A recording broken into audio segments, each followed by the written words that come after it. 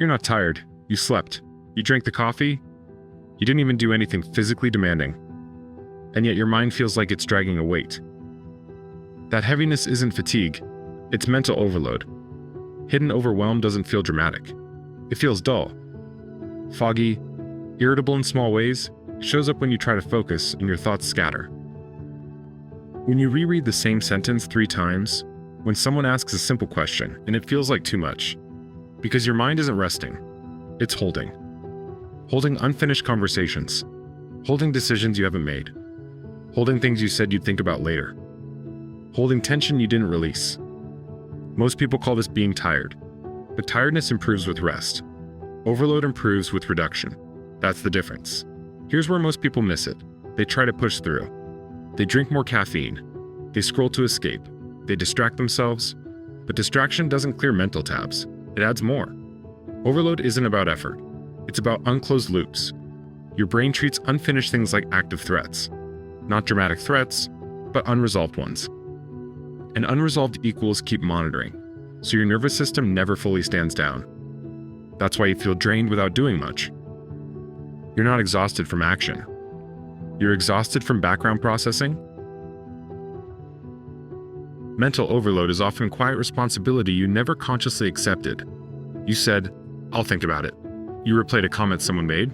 You left a boundary unclear. You avoided a small decision. Each one stays open. An open loop stack. Inner steadiness doesn't come from doing less. It comes from closing what doesn't need to stay open.